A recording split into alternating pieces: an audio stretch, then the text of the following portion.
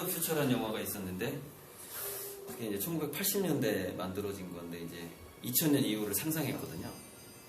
백투더 퓨처에서 나왔던 여러 가지 신기술 중에서 스마트폰만 빼고 다 실현됐다는 거예요. 근데 그 감독한테 물어봤대요. 당신은 왜 스마트폰을 상상하지 못했느냐. 그러니까는 그 당시에 그 컴퓨터가 교실만 했잖아요. PC가 이제 막 개발되던 시기였고. 앉으세요. 네. 그러다 보니까 그게 그렇게 작아지리라고 생각을 못한 거죠. 스마트폰이.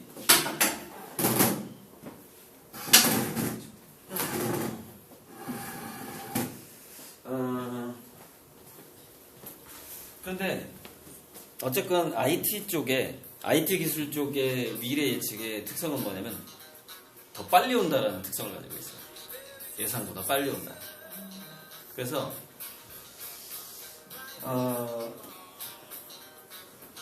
그 미래학자들이 인공지능의 상용화가 2035년일 거라고 얘기를 했거든요. 그런데 지금 이미 인공지능이 일자리를 뺏고 있어요.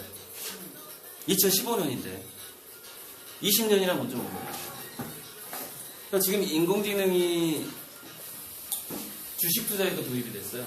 주식 투자, 전화 상담, 애들 언어 교육, 뭐 여러 가지 다.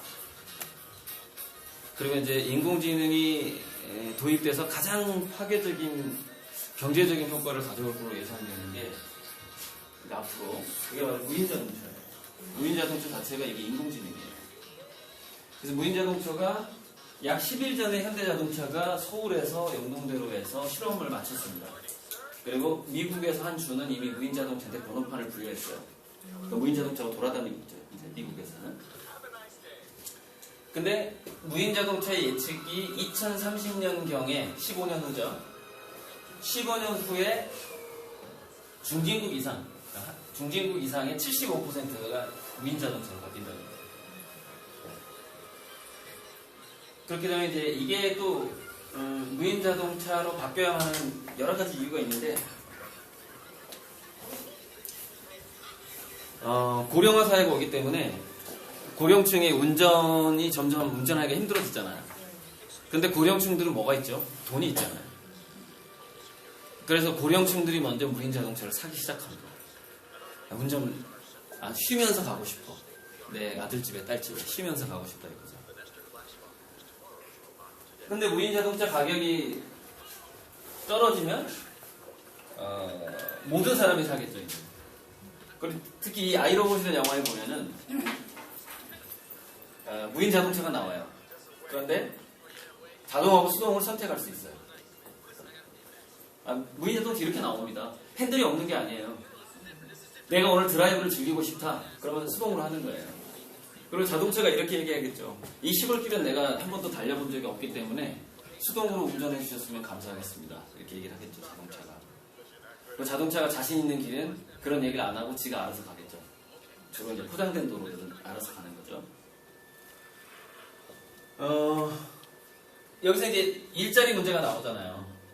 증기기관이 나오고 나서 말을 끄는 마부들이 거의 다 실직자가 됐단 말이에요. 화물을 기차가 날라버리니까.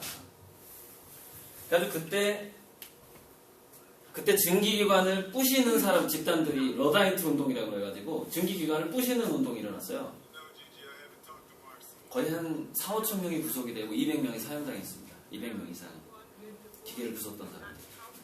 근데 그 사람들 왜 기계를 부쉈을까요? 생존이 걸린 문제였잖아요. 사형당해도 좋다 이거야. 나는 기계를 부시고 직장에서 좀 일 좀 하고 싶다 이거지. 앞으로 이런 일들이 다시 한번 전생에 폭풍을 휩쓸게 됩니다. 러다이트 같은 운동이. 그게 이제 인공지능의 문제인 거예요. 인공지능 문제. 그래서 인공지능 로봇이 탁월한 인간 전문가를 능가할 거라고 예상하는 시점이 2035년이에요. 그런데 이미 한 1년 전인가 2년 전에 탁월한 의사하고 빅데이터 컴퓨터죠. 그러니까 인공지능의 전초 단계예요. 설문조사를 통해서 병에 걸린 사람의 진단 테스트를 했는데 의사가 26점 나오고 컴퓨터가 한 75점 나옵니다. 이미 탁월한 전문가를 능가해버렸어요, 컴퓨터가. 물론 정교한 수술까지 하지는 못하지만, 수술용 로봇을 의사가 조정을 하지만 이거 금방 넘어갑니다. 이거 지금. 제 생각에는 5년, 10년, 15년도 안 남았어요. 무슨 얘기냐? 앞으로 중진국 이상의 나라에서는 대규모 의사 실업 사태가 나온다는 거죠. 의사들이 대규모 실업 사태. 그럼 어떤 의사만 안 잘릴까요?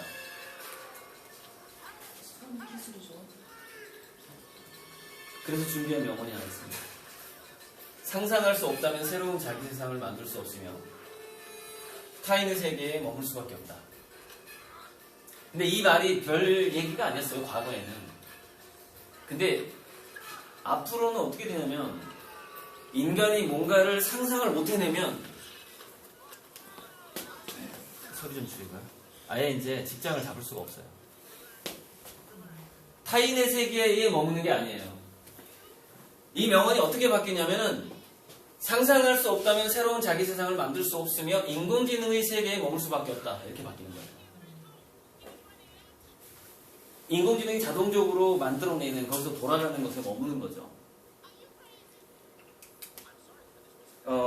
여러분 지금까지 경제에 있어서 지금 여기 양덕 롯데마트 딱 들어오다 보니까 홈플러스랑 딱 마주보고 있는 거예요. 이게 바로 플랫폼 전쟁이라는 겁니다.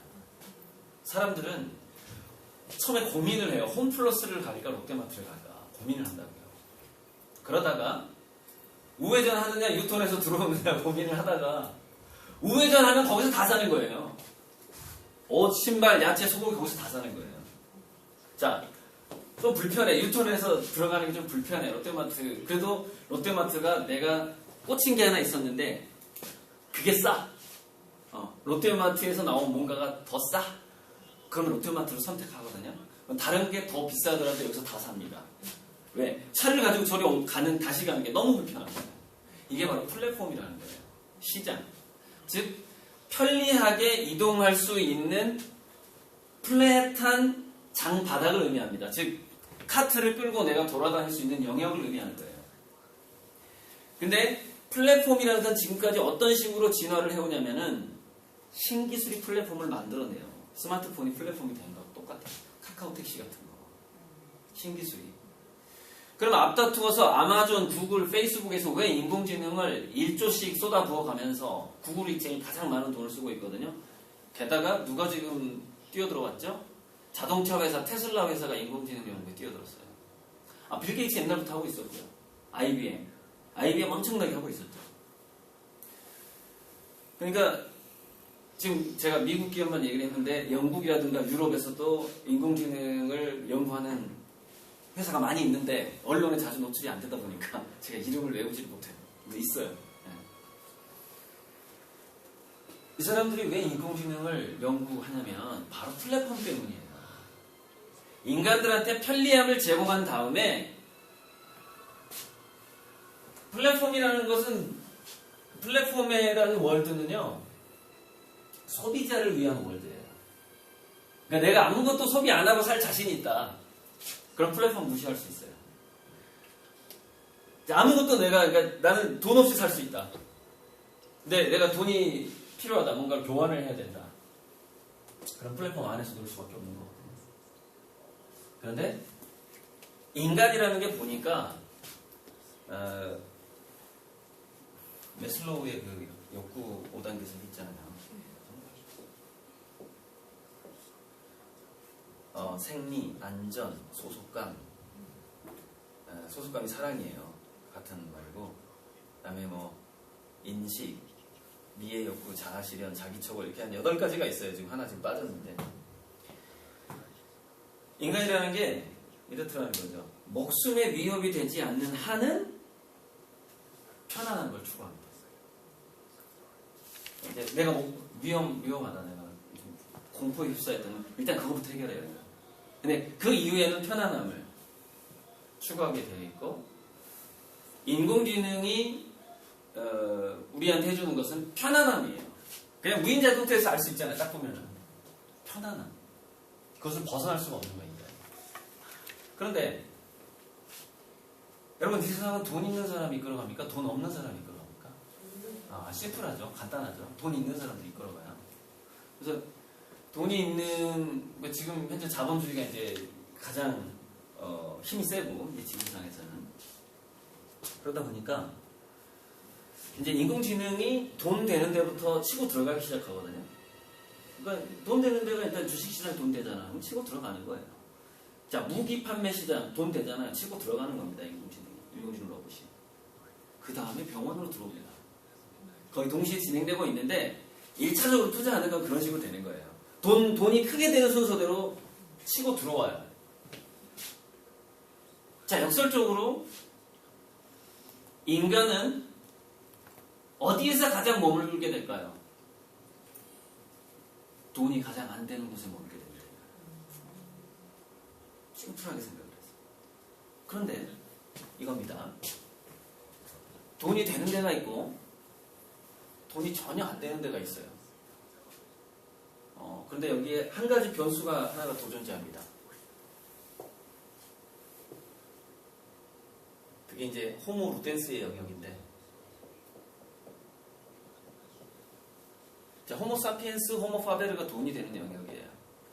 여기는 호모가 아니라 그냥 인간 취급 못 받아요. 미래에는 대다수 인간들이 별로 필요가 없거든요. 그러니까 뭐라고 동물원에 동물 취급도 못 받을 수도 있어요. 동물원에 동물이야 밥이라도 배부르게 먹죠. 그런데 이런 겁니다. 돈이 되고 재미있는 영역이 있고 돈이 안 되고 안 되지만 재미있는 영역이 있거든요. 여기가 아트의 영역입니다. 문화예술의 영역. 그런데 돈이 되는 영역의 플랫폼은 언젠가 기술이 확대가 되면 이런 겁니다. 삼성이 스마트폰 팔아먹다가 더 이상 못 팔아먹잖아요. 왜 살만한 사람 다 샀잖아요. 그럼 이게 퍼지거든요. 먼저 플랫폼이 퍼질 텐데 이 플랫폼 인간의 편리함을 제공하는 신기술 플랫폼은 이미 미국이 장악을 하고 있다 이거예요. 오늘 뭐 무슨 우주 기술 보니까 아무튼 군사력도 미국을 빼고요. 그 밑에 있는 모든 국가의 군사력을 모아도 미국을 이길 수가 없다는 거예요. 그 정도로 막강합니다. 그러니까 플랫폼의 경쟁력도 그 정도로 막강해요. 그 정도로 막강한데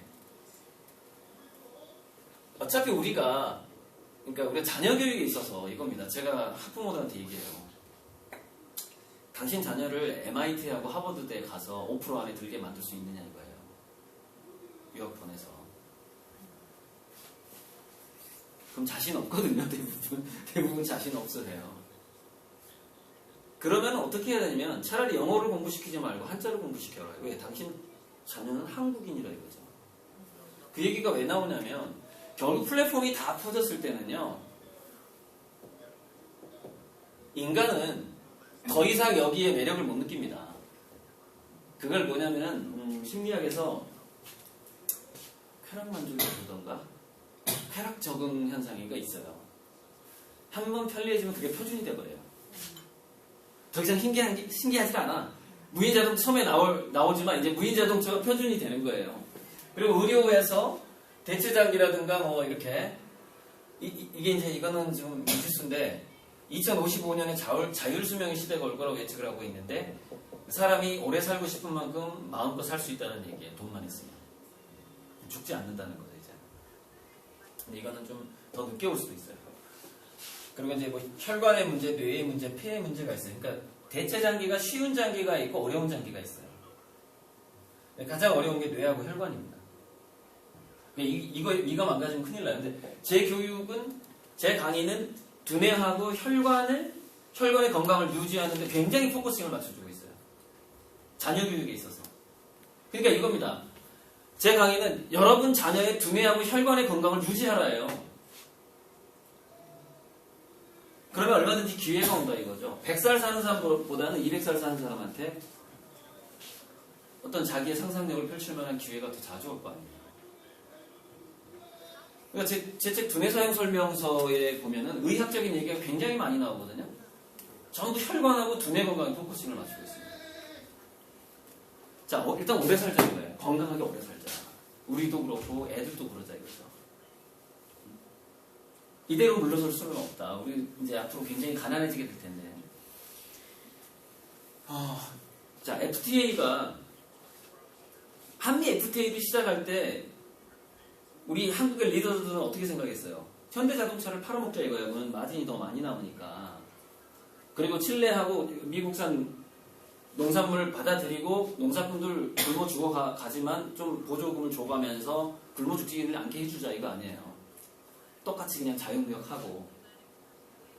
근데 제가 작년부터인가 테슬라 자동차 때문에 현대자동차가 망할 가능성이 높다고 얘기했거든요. 강의하면서. 4일 전에 테슬라 자동차가 한국에 법인을 설립했습니다. 4일 전에. 테슬라 자동차가 어떤 회사냐면 태양열 발전소를 지어서 전기 충전을 무료로 시켜주겠다 이거예요. 자기 자동차를 딱 한 번만 사면. 자동차 가격이 비싸지도 않아. 현재 자동차랑 가격이 똑같아. 가격은 똑같은데 한 번 사면 그 이후에 기름값이 전혀 안 들어가는 자동차야. 자, 그러면 우리나라에 굉장한 애국자들이 있어요. 그죠? 많죠? 근데 현대자동차하고 테슬라가 전기 충전소 경쟁에 붙었다고 칩시다. 서울 시내에서. 그래서 충전소 할 만한 자리가 딱 났어요. 현대자동차가 주인한테 딱 접근을 합니다. 내가 이 땅을 3조를 주겠다. 테슬라 얼마 준다고 그럴까요? 6조? 5조? 네, 2조 더 줄게요. 자, 주인이 굉장한 애국자예요. 근데 자기는 이미 도심을 떠나야 돼. 도시는 오염됐고, 자, 나이 먹어서 나 시골로 가고 싶어. 근데 테슬라는 5조 준다고 현대자동차는 3조 준다고 그래. 자, 여러분 자신이라고 생각해봐요. 누구한테 팔지? 당연히 5조를 선택하죠. 이게 거대 자본이 들어오면서 전반적으로 부동산 가격이 올라가는 젠트리피케이션 현상인데 이게 지금까지 홍대 앞에서 스타벅스가 하던 짓인데 테슬라도 똑같이 할 거는 얘기예요. 굉장히 위험해지고 있다는 겁니다. 한국 경제가. 대기업의 수입이 낮아지는 게 아니라 대기업의 존폐 위기 처해 있다 이거예요. 지금 삼성하고 현대가. 그래서 지금 결국에는 우리가 이제 특허 기술 같은 것도 짬짬이 어떤 중간중간에 뭐 휴대폰 하나에 들어가는 특허가 2만 개 정도 되는데 그 사이에 예전에 황 사장이 MP3 특허를 세계 최초로 냈거든요. 근데 그게 이제 팔려가지고 MP3 특허로 누가 돈 벌었냐면 스티브 잡스가 돈 벌었죠. 그 특허를 사가버렸어요. 그 회사가 통째로 팔려버렸습니다. 그때 이제 1990년대 후반이라서 IMF 오던 그 시절이라서 중후반 MP3 특허가 그렇게 중요한지 몰랐죠. 그걸 알아보는 사람이 없었어요. 근데 사실 MP3 특허는 그다지 중요한 게 아니에요. 왜냐면 MP3 특허가 미국으로 팔려갔기 때문에 한국이 손해본 금액을 조사해봤어요. 학자들이. 근데 3조를 손해봤다. 3조. 근데 해리포터를 쓴 조앤 롤랭이 영국에 벌여다준 수입을 계산해봤어요. 30조예요. MP3 잃어버린 거가 3조 손해보고 조앤 롤랭은 해리포터 써가지고 30조 이득받아 이거예요. 영국이. 이게 하나의 힌트가 될 수가 있거든요. 그러니까 우리 아이들을 일단은 건강하게 키워야 되고요. 상상력과 창의력이 좋게 키워야 되고요. 지금 이미 트렌드가 바뀌었지만 성적을 올리는 거라든가 명문대 위주로 키우면 안 돼요. 100% 망가집니다. 자, 그러니까 뭐냐 이게 마인드인데 오늘 제가 여기 와가지고 이제 짐 넣고 화장실에 딱 갔는데 화장실에 이 문구가 적혀 있는 거예요. 양도 롯데마트 수준이 굉장히 높아요. To the world, you may be one person, but to one person, you may be the world. 세상에게 당신은 어머니한테 하는 얘기예요. 세상한테 엄마는 한 사람일 뿐이지만 이 원 퍼슨한테는 아이한테는 엄마가 더 월드라니까요. 세상이에요. 아이한테는 엄마가 플랫폼입니다. 부모가 플랫폼이죠. 근데 제가 엄마라고 하는 이유가 있어요. 엄마랑 시간을 많이 보내니까. 뭐 안 그런 엄마도 있긴 해요. 뭐 아빠가 너무 많이 보내는 경우는 굉장히 훌륭한 경우죠. 어린 시절을 엄마랑 보냈느냐 아빠랑 보냈느냐에서 성공률은 아빠랑 보내는 게 성공률이 훨씬 높습니다. 사회적으로. 특히 딸의 경우에는 굉장히 영향을 많이 받는 걸로 나와요. 아빠와 친했던 딸이 훨씬 성공하는 걸로 나옵니다. 이제 뭐 인터넷 쳐보면 몇 퍼센트나 더 성공하고. 그러니까 아빠랑 많이 놀았던 딸들이 그 CEO가 되고 그렇죠. 더 정치기로 더 나가고. 그게 이제 그런 게 이런 겁니다. 두뇌에서는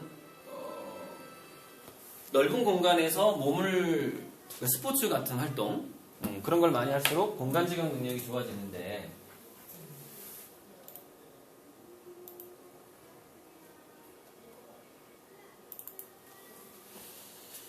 공간지각 능력은 두 가지 능력하고 밀접한 관계가 있어요.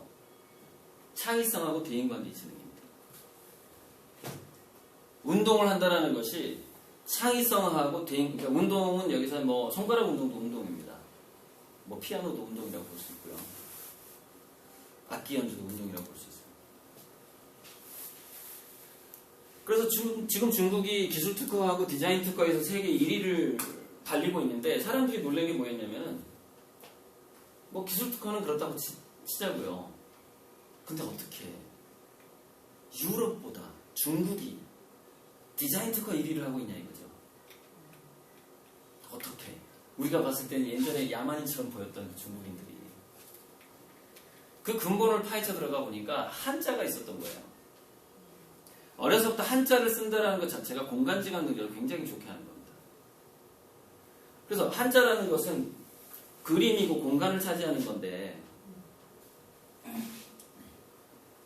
인간의 두뇌는 7세경에 그림 문자의 세계에서 상징 문자의 세계로 넘어갑니다. 그러니까 표의 문자의 세계가 먼저 시작이 되고 인류의 발전도 마찬가지죠. 문자의 발전을 봐도 그림 문자가 먼저 발전한 다음에 한참 후에 상징 문자, 알파벳이 발전을 하거든요. 똑같아요. 그러니까 문명이 발달한 순서하고 아이들이 발달한 순서는 굉장히 비슷합니다. 그리고 그걸 생물학에서는 발생 반복설이라고 하는데 인간이 뱃속에서 세포 분열을 할 때도 닭이나 원숭이나 개, 돼지하고 구분이 안 되던 때가 있어요. 비슷해 보이는 때가 있어요.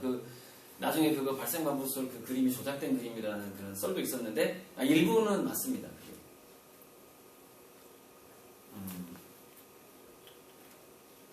그래서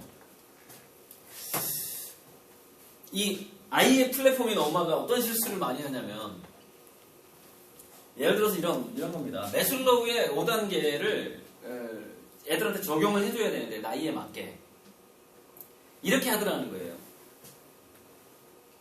이렇게 진화한다고 봅시다. 예를 들어서 도마뱀, 고양이, 개, 원숭이, 인간 이런 식으로 진화한다고 칩시다.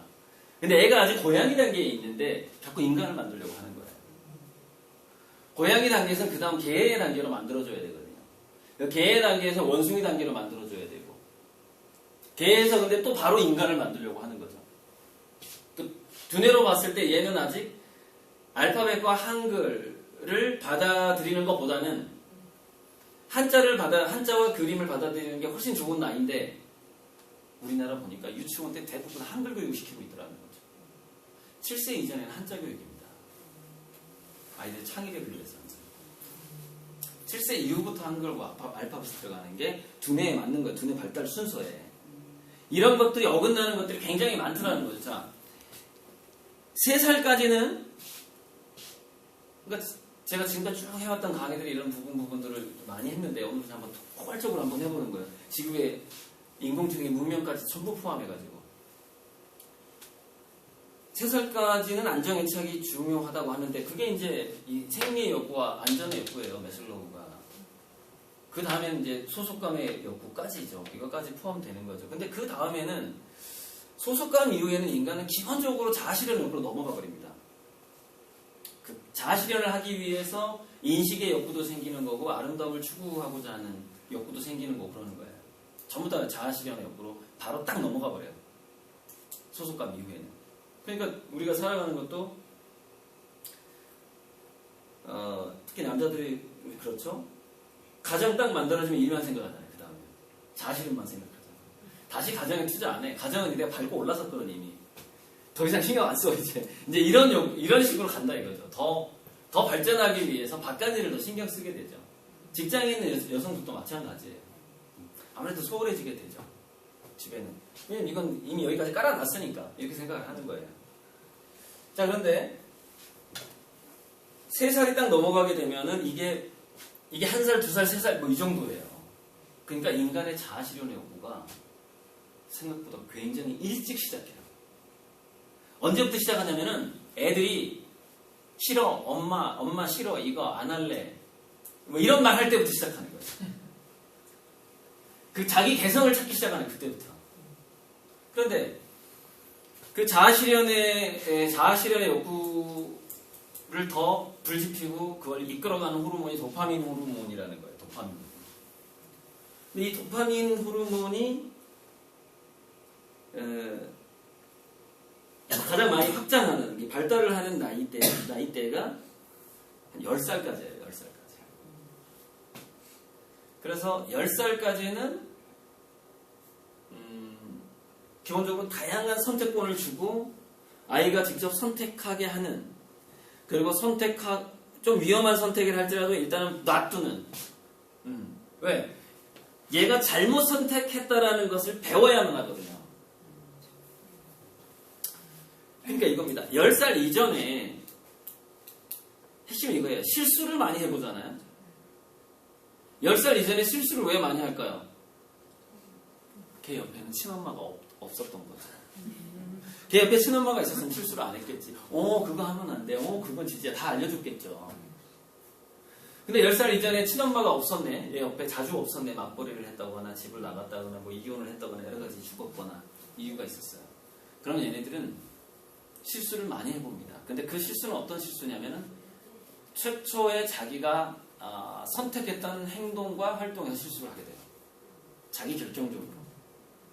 근데 그 순간에 어떤 게 이 몸에, 그 아이들의 몸에 세팅이 되냐면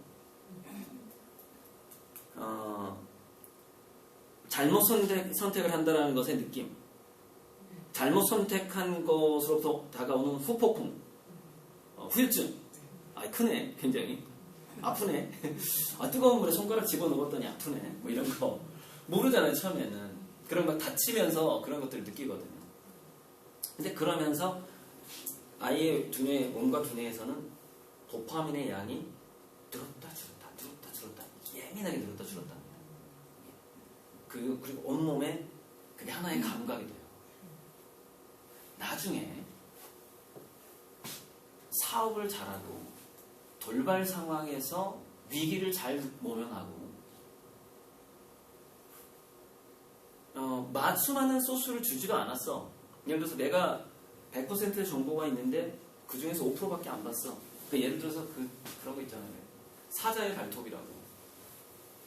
누가 어떤 수학자가 그 라이프니츠가 수학 문제를 노트를 풀었는데 이름을 안 적었는데 이거 딱 보니까 라이프니츠가 풀었다. 사자의 발톱이다. 사자는 발톱만 봐도 사자인 줄 알 수 있다. 뭐 이런 식으로 5%의 정보만 보고 100%를 예측할 수 있는 능력, 이런 것들이 바로 그 자기 결정적 실수에서 생기더라는 거예요. 크게 잡아서 15세 이전까지. 그래서 무슨 얘기냐면 15세 이전까지 부모의 관리를 많이 받았거나 또는 받았다 하더라도 아이가 이건 나의 선택이라고 착각하게 해주든지, 중요한 건 심리적인 문제예요. 이거 굉장히 현명한 부모는 분명히 가이드라인을 제시를 해주는데 다양하게 제시를 해주고 아이들한테 선택을 하게 해요. 그러면 아이들은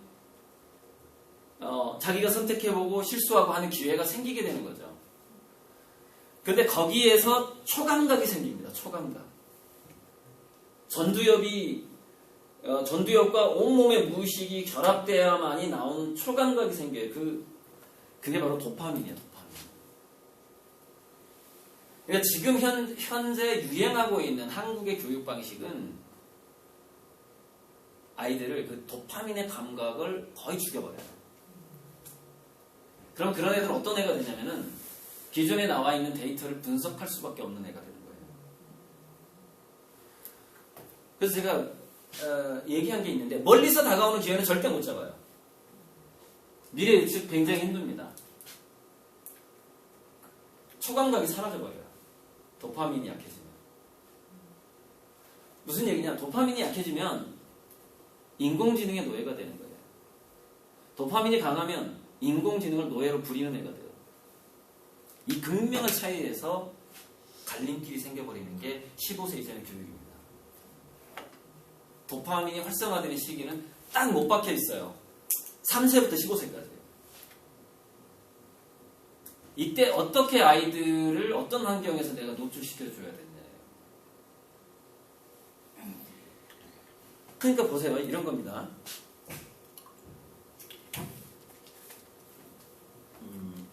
지금 아마 스카이 대학 나와서 월급 100만 원도 못 받고 뭐 특정한 직장도 없고 자기 개발을 포기한 사람 또는 뭐 교사라도 하고 학원 선생이라도 하고 있는데 자기가 실패했다고 생각하는 사람들이 한 50%는 될 거예요. 스카이 대학 나와서 앞으로 한 90% 이상이 됩니다. 앞으로. 그러니까 스카이 대학을 간다라는 것 자체는요. 이제 PPT 보면서 얘기 하나 열어놓고 하자고요. 이게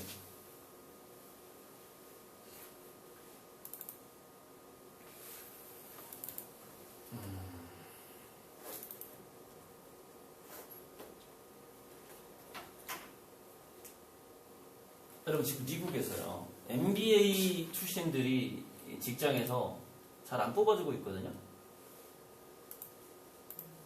MBA 출신들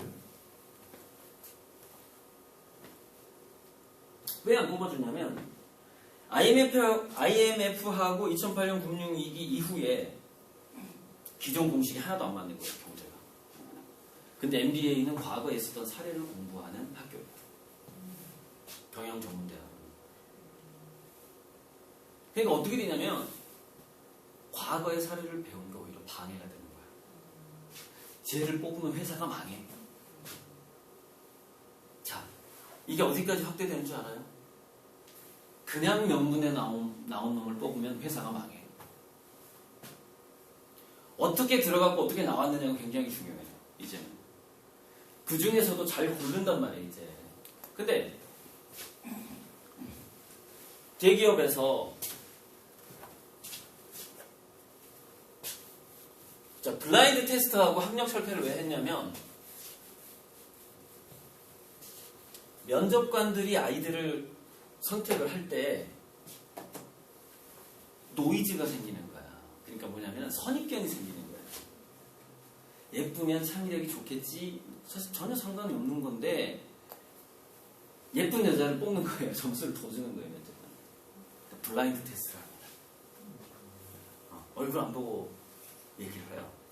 그 다음에 또 하나는 왜 서류하고 학력을 없애느냐?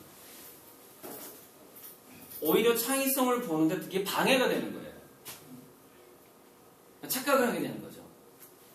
명문대 갔으니까 창의성도 좋을 거야 라고 착각을 하게 되는 거죠. 그걸 감춰야죠. 그럼 지금은 대기업들이 왜 그러면 그 거의 초능력에 가까울 정도의 창의성이 있는 아이들을 뽑고자 하느냐, 또는 그런 그룹에 자기 일을 컨설팅을 맡기고 하느냐의 문제죠. 그게 이제 다시 돌아가자면 이겁니다.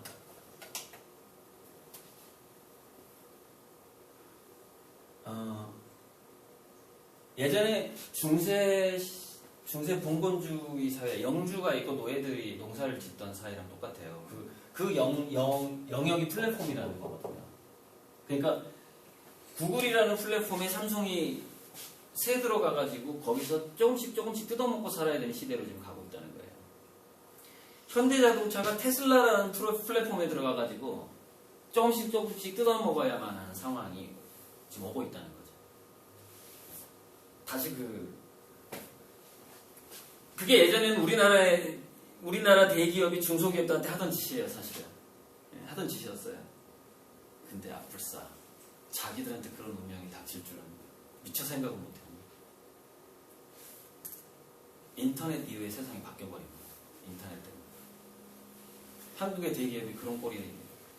그러니까 미국의 큰 기업이 대기업이고 한국의 대기업은 이제 중소기업 꼴이 난 거야. 옛날에 마진이 안 나, 마진. 이제 이런 상황이 있는 거죠. 자, 그러다 보니까 그 안에서 그 거대 플랫폼 안에서 조그만 니치 시장을 차지해서 이윤을 조금이라도 빼먹던지 아니면은 다음 나의 세상은 무엇인가, 다음 새로운 나의 세상은 무엇인가를 생각하는 인재가 필요해지게 된 거죠.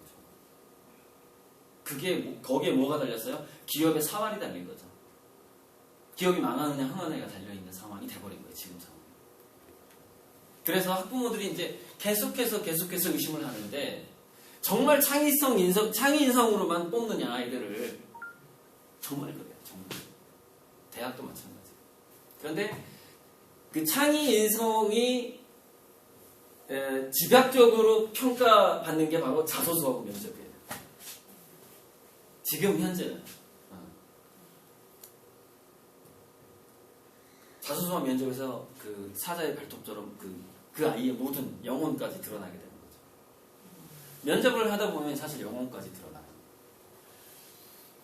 어제 학부모가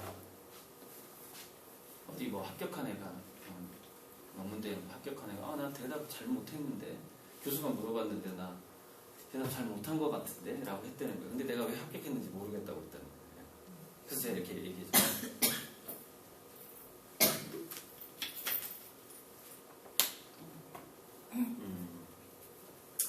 최경영 총재 김용 씨가 닥터머스 대학 총장 시절에 면접관은 하지 않았지만 면접관 옆에서 참관을 했대요. 그래서 아이들이 이렇게 면접 보러 딱 들어오면은 한 3초 만에 쟤는 떨어지고 쟤는 붙겠구나. 그래서 눈빛에 딱 보인다. 대부분 3초 이내에 그 판단을 합니다. 면접관들. 도대체 뭘 보고 3초 이내에 판단을 할까요? 자, 면접관들이 돌발 질문을 던졌을 때 얘는 우리 회사에 들어와야 되겠다. 얘를 들어와 봐야 소용이 없겠다. 월급만 축내겠다. 돌발 질문을 던지면 이게 바로 그게 잡힙니다. 그래서 면접에 약한 아이들을 봤더니 부모의 가이드를 많이 받을수록 면접에 약한 거예요. 시험 문제는 강해. 시험 문제 푸는 거에 강해. MBA하고 똑같아요.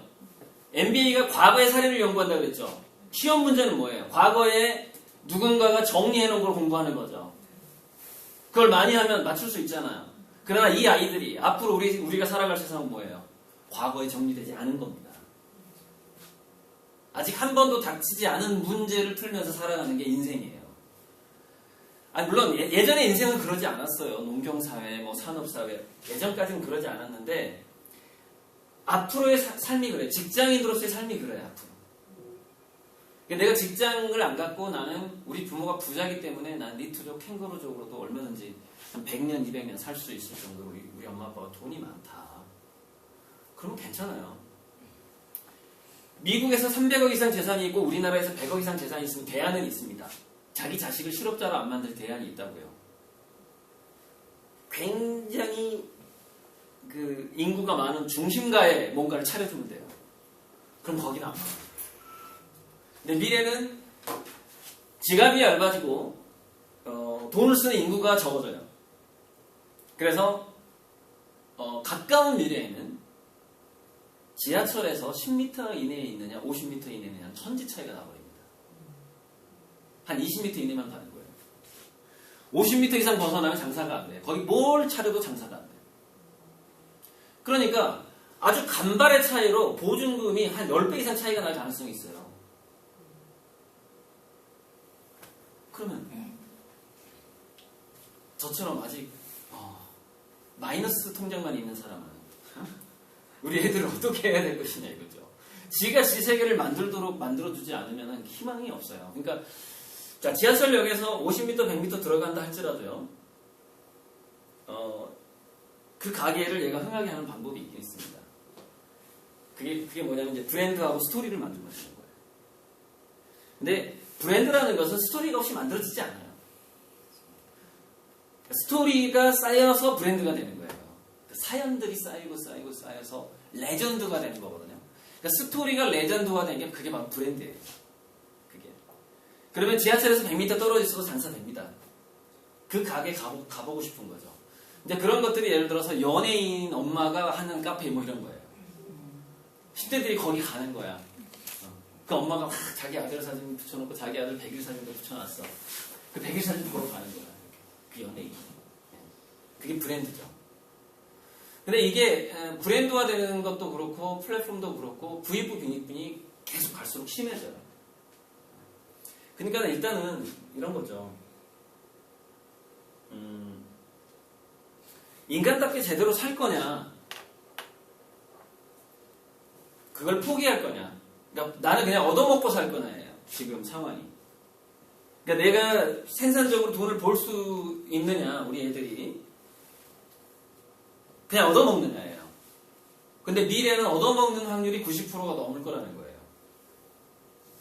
생산적인 애들은 굉장히 극소수가 될 거라는 얘기죠. 그거는 이제 국가에 따라서 플랫폼을 많이 가지고 있는 국가는 일하는 애들이 더 많을 거고, 플랫폼을 조금 차지하면 더 적을 거예요. 그런데 그 과정을 겪게 돼요, 우리나라가. 그 과정을 겪고 바닥을 칠 거예요.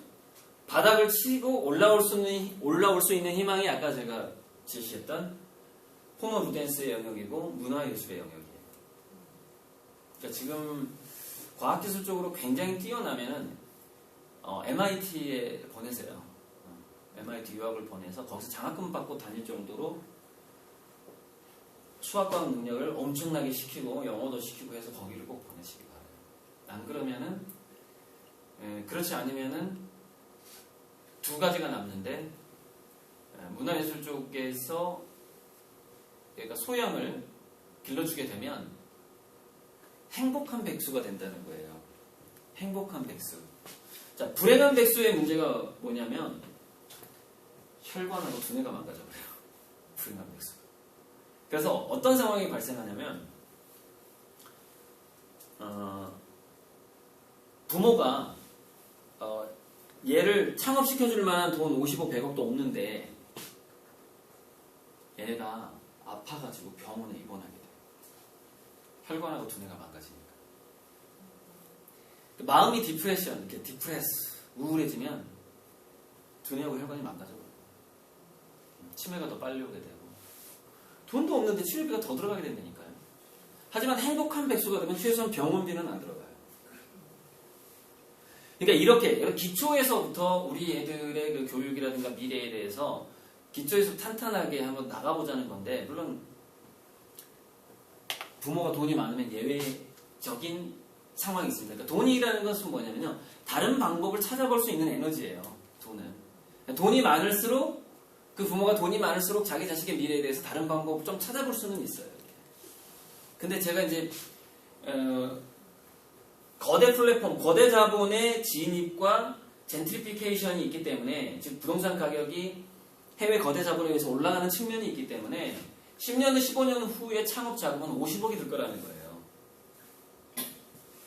그래서 얘는 어떤 자기만의 스토리로 뭔가 자기 영역을, 자기 세계를 만들어 나가지 않으면 엄마 50억 줘 이렇게 할 거라고요. 나 그 50억 없이 시작 못 할 것 같아 아무래도. 이럴 거라고요. 지금 엄마 5천만 원 줘 하는 거하고 똑같아요. 그만큼 상승해버려요. 왜냐면 항상 그 큰 기업들 틈바구니에서 나 여기 있어라고 이렇게 소리치려면 상당히 그 처음에 시작할 때 좀 덩어리가 크게 시작한다 이거예요. 그 단가가. 그런 측면이 있어요. 좀 정리를 하자면 앞으로 이제 거대 자본, FTA 거대 자본, 그 미국 플랫폼이 들어오기 시작하면서 인구들이 많은 소비가 가능한 지역에서의 젠트리피케이션 현상이 계속 심해질 것 같아요. 그리고 또 하나는 우리나라 대기업의 인력들이 대거 구조조정을 당하면서 국내 자영업 시장이라든가 학원가라든가 거의 모든 영역에서 울트라 레드오션의 시장이 열릴 것 같습니다. 그러니까 무슨 얘기냐? 거제도에 새로운 학원이 하나 생겼는데 이 친구의 그 학력을 보니까 서울대를 나왔고 삼성에서 15년 근무를 하다 나오네요. 근데 거제도에다가 그리고 유학도 갔다 왔어 보니까 유학도 한 10년 갔다 와서 거제도에다 영어학원 차립니다. 이런 식이. 왜? 더 이상 일자리가 없어요. 그 어마어마한 스펙을 가지고 있는데 일자리가 없어요. 자, 조기 유학 갔다 온 애들이 왜 조기 유학 갔다라는 건 뭐예요? 부모가 돈이 있다는 얘기죠. 네. 그럼 뭐예요? 얘네들이 취직 안 하면 뭐 할까요? 뭐 그런 거 차립니다. 뭐 헤어샵, 뭐 바버샵, 카페, 그 다음에 프랜차이즈. 어디다가? 강남, 장사 잘 되는 데다. 왜? 돈이 있으니까. 그러니까 실업자가 안 되는 거예요. 그런데 어설프게 돈도 없는데 막 유학을 갔다 왔어. 근데 자기 부모가 그 정도로 차려줄 만한 재산도 없어요. 그럼 이제 미치는 거죠. 피부가 또 이렇게 황색, 황인종이라 또 이게 영어 학원에도 잘 취직이 잘 안 되네 또. 거기는 이제 그 원어민들을 좋아하니까. 그래서 이제 그런 조기 유학 갔다 온 사람들의 그 공백이 있고, 그러니까 다국적 기업은요, 영어로 움직이잖아요, 기본적으로. 근데 애들이, 그러니까 엄마들이 제가 차라리 영어 포기하고 한자 교육 하라고 하는 이유가 뭐냐면, 유럽이나 영국이나 미국은요, 다민족 국가가 많은데 3개국어 하는 애들이 되게 많아요. 예를 들어서 폴란드하고 영어하고 독일하고 이런 식의 애들이 되게 많다니까요. 수두룩합니다. 수두룩해. 우리가 나중에 영어 배워가지고 얘네들 이길 수 있을 것 같아요. 자유자재로 스페인어, 폴란드, 독일어 막 이렇게 쓰는데 머릿속에 하나가 돼 있는데 이미. 그리고 또 하나는 인공지능이 통번역까지 다 하게 되는 거예요. 또 언어, 제가 지금 이거 촬영해가지고 유튜브에 올리는데 영어 자막 그냥 달려요. 이제. 제 강의를 미국인들이 듣게 된다고, 영어로. 처음에는 자막이 달려요. 인공지능이 달아주는 거예요. 그러다가 나중에는 어떻게 되냐, 버전이 있어요. 이 강사의 강의를 영어로 직접 듣고 싶으십니까? 라는 버튼이 있어요. 아직 안 생겼는데 곧 생길 거예요. 버튼 딱 누르면은 내가 입은 한국말로 하는데 귀로는 영어로 들려요. 근데 내 목소리로 들려요. 지금 인공지능이 그 사람의 목소리를 분석해서 그대로 옮겨줍니다. 내 목소리로 중국말을 하고 내 목소리로 영어를 한다고요. 그러니까 뭐냐면은 지금은 공부하는 시대가 아니에요. 그러니까 엊그제